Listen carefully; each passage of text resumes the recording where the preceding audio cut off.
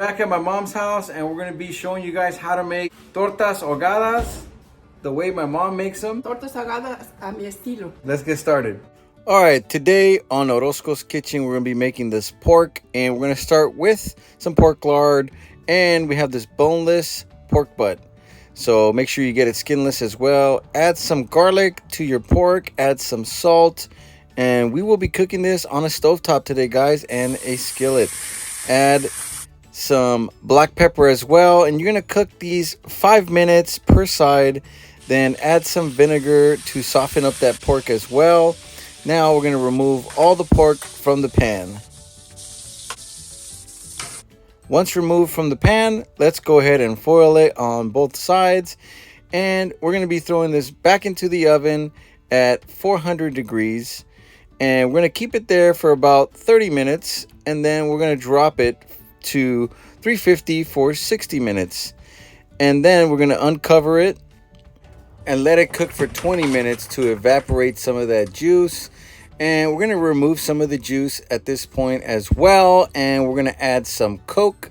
This will caramelize that pork and give it a nice coating when we start to braise it. So we're going to braise it for 30 more minutes at 350 degrees. All right, guys, so we're gonna toast up some chiles. This is gonna be for the beans. We're throwing a little bit of lard in there, and we're also gonna toast the chiles for the sauce for the tortas ahogadas. But since we have the pan on, we're gonna go ahead and just toast all of them together, and we're gonna leave these two for the beans.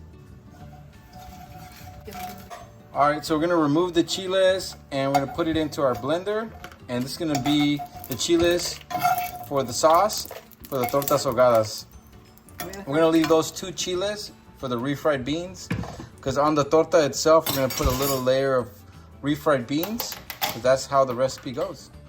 We're gonna put a little bit of tomato sauce. We're gonna start making our refried beans. We're gonna get 3 of these and add it.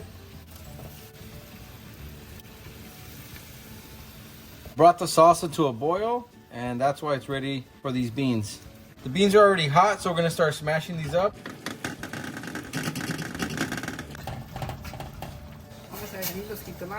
So we're gonna go ahead and boil these tomatoes. It's 6 of them. We're gonna start making our salsa. Hasta que suelten el pellejito. Once the skin is loose, then we know that these tomatoes are all done. We're gonna add 2 bay leaves to the mixture.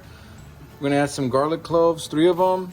All right, guys, so we have our chiles in the blender, and we have our spices here. We're gonna add to the blender. Media cucharita de tomillo, thyme. Orégano, media cucharita. Oregano. Media cucharita de mejorana. 10 pimientas. Black pepper. Y 10 pimientas gordas, o pimentón, como le llamen. Big black pepper. Y un comino. Una cucharita de sesame seeds, de 6 semillas de ajonjolí. Y vamos a agregar todo a la licuadora para molerlo. All right, guys, all the spices are in. También vamos a poner consomé, una cucharita de consomé de pollo. A little bit of consommé. Y un poquito de vinagre, muy poquito, como unas 2 cucharitas, un chorrito. I'm gonna put a little bit of white vinegar. That's it. All right, so the tomatoes are done. We're gonna pull them off the water, and we're gonna peel the skin before we throw them into the blender. All right, so we're gonna take the bay leaves out. We're not gonna cook these. You can throw these away now. We're gonna put 2 cups of water for the salsa, and we threw our garlic cloves in there already as well. Le quito los pellejos para no colar la salsa. So you gotta take the skin off of the tomato so you don't have to strain it later. That's the whole reasoning. All right, it's ready to blend. Hasta que quede bien molidito.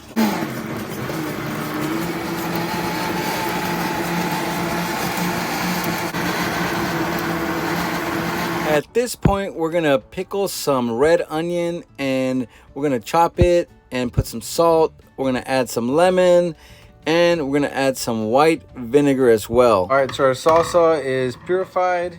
We went ahead and blended it again.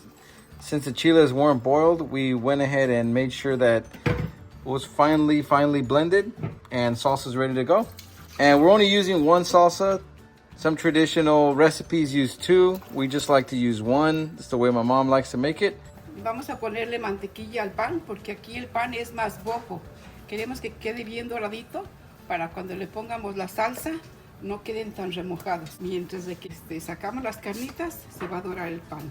So with these bolillos, they're not as hard as other bolillos that you're used to using. So if we put butter on them, they'll harden up. Especially with tortas ahogadas, it's going to take a lot of salsa. So we don't want them to get soggy as we're eating them. So this is a way of crunching them up. These are going to go back into the oven to toast up. Man, those carnitas look good. All right, so our total cook time on these was 2 hours and 20 minutes. Now we're gonna place all these carnitas on this white plate and start making our sandwich. Oh yeah. Look how tender they are. And they look juicy. Se desbarata bien fácil, si se fijan. Miren, con el puro tenedor están It looks so soft. suavecitas y están doraditas. I want this piece. That's good. We're ready to make our tortas. Let's start with the first one. So we're gonna start off with the beans, the refried beans. My mom's gonna open it up. And like we said, we're just gonna put a little bit of refried beans. And the reason it's important to put the beans is because the carnitas will stick to the beans and the carnitas won't fall out of the torta. So that's just a mega tip right there. We already shredded some of the carnitas. We're gonna add it to the torta now. And I said torta, and this is a massive torta right here. Look at that. You can hear the crunch from the bread because we did toast it in the oven. We're gonna put some of that red onions right on top. They're already ready to go. They've been pickling, and we have our sauce. We got our ladle here. Put a scoop of salsa inside and then on top of the bread.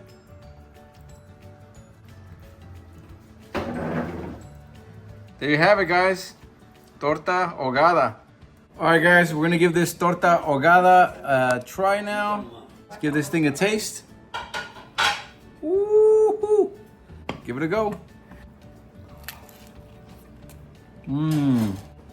So good. This is the kind of meal. Subscribe to Orozco's Kitchen because I bet you no one on YouTube is making authentic Mexican recipes like this. It's gonna get messy, so get over it. Oh, ¿tiene la salsa diablada? So my mom makes this salsa diablada. It's like really spicy sauce. You wanna add extra chile? Gonna add some here. Ooh. So if you don't like to get messy, here's another way of eating it. You can put the sauce on the side, build your sandwich, do a half sandwich or a full sandwich, and then add your salsa diablada, of course. Add a little bit of that. And that's one way of doing it. You can just do a little dunk. And for every bite, you have some juice. Let's